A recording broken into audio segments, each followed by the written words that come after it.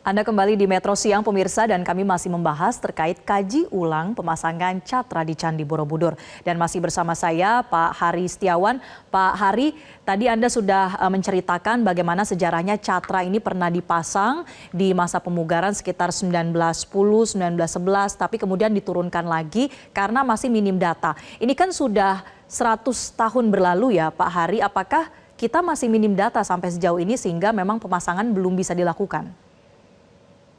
Betul, jadi kita para arkeolog itu bekerja berdasarkan data. Karena arkeologi adalah ilmu yang mempelajari tinggalan budaya masa lalu berdasarkan tinggalannya. Tentunya bagaimana sih fragmen-fragmen batu, balok-balok batu yang direkonstruksi Van Erp itu, apakah itu batu aslinya? Iya, kalau batu aslinya, dia mempunyai karakter di abad 8 sampai 10 Masehi. Yang kedua adalah apakah itu batu dari struktur Candi Borobudur? Dalam beberapa referensi sudah jelas disampaikan bahwa asisten dari Van Erp yang namanya Jan Jacques de Vink, ya, sebelum Purnapugar tahun 1911, sebelum Purnapugar selesai pemugaran Candi Borobudur untuk yang pertama 1911, menemukan adanya beberapa struktur bata yang berada di sekitar Candi Borobudur, ya, yang tentunya ini berkaitan dengan stupa-stupa, ya, yang merupakan stupa relik ataupun stupa perabuan, ya, yang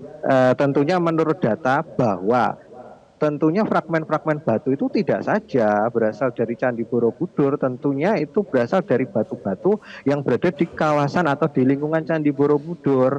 Jadi yang disebut dengan catra yang direkonstruksi Van Erp itu tentunya sudah sangat jelas bahwa itu adalah bagian dari catra stupa-stupa yang berada di sekitar Candi Borobudur, bukanlah catra yang ada di kemuncak Candi Borobudur. Nah, ini sudah disampaikan. Bahkan Van Erp itu menyesal dia melakukan rekonstruksi catra ini dengan mengirim kartu pos kepada sahabatnya di Belanda, ya, yang di dalam tulisan di bawahnya ada tulisan a gift of violator.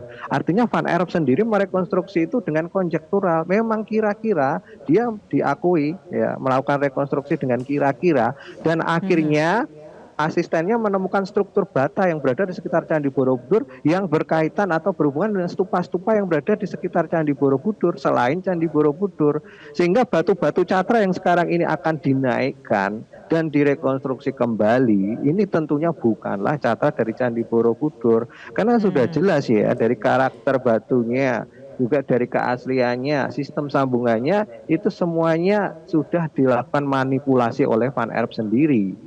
Dan dia mengakuinya karena banyak menambahkan batu baru. Sehingga ini adalah data yang tentunya data arkeologis yang kami pegang. Sehingga untuk menyampaikan bahwa ini tidak direkomendasikan tentunya. Ya, itu dari sisi arkeologi yang memang tidak merekomendasikan pemasangan catra di Candi Borobudur. Nah, Pak Hari, apa sebetulnya kerugian atau mudaratnya dari pemasangan catra di Candi Borobudur jika memang tidak sesuai dengan prosedur? Ya, kalau kita para arkeolog ini akan tentunya mempertahankan keaslian. Karena kami bekerja di bawah instansi pemerintah, Direktorat Jenderal Kebudayaan, Kementerian Pendidikan Kebudayaan Riset dan Teknologi, Museum dan Cagar Budaya. Dasar operasional kita adalah Undang-Undang 16 tahun 2010 tentang cagar budaya, berupa tentunya aturan-aturan di bawahnya, dan juga Borobudur sebagai warisan budaya dunia, tentunya kita harus mengacu pada operational guideline dari UNESCO, ya, terkait dengan prinsip-prinsip keaslian di situ. Kalau memang tidak asli, ya tentunya ini, ya, ketidakaslian ini harus bisa dipertanggungjawabkan tentunya, ya. Bagaimana kita mempertanggungjawabkan itu, ya, keaslian itu, ya. Pada saat catra itu memang tidak asli kondisi, merupakan asli bagian dari strukturnya, tentunya untuk generasi mendatang, generasi selanjutnya, apabila itu memang dipaksakan untuk dipasang di atas stupa induk, ya tentunya mohon maaf, generasi-generasi setelah kita akan menganggap, oh, Borobudur itu ternyata bercatra, ya. Padahal tentunya berdasarkan langgam gaya candi-candi Candi Buddha abad 8 sampai 10 Masehi itu tidak ada analogi atau tidak ada yang mempunyai ornamen arsitektural catra. Nah, inilah yang menjadi hal yang kita sebut sebagai pembelokan sejarah, atau bagaimana kita merekonstruksi sejarah itu tidak sesuai dengan aslinya, dan nantinya akan diikuti oleh generasi selanjutnya, sehingga kesalahan ini akan berangsur-angsur selanjutnya. Ya, kami menghargai upaya senior kita yang sudah memugar Borobudur yang kedua, Profesor Sukmono, Profesor Daud Yusuf, Profesor Mundarjito dan Baik. sebagainya. Ya, inilah bentuk asli dari Candi Borobudur yang sudah ditetapkan setelah pemugaran yang kedua 1983. Ini memang tidak mengenal elemen arsitektural yang berupa catra.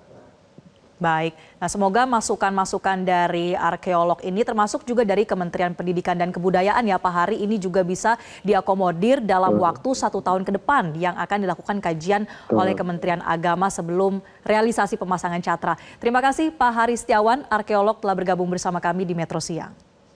Jelajahi cara baru mendapatkan informasi. Download Metro TV Extend sekarang.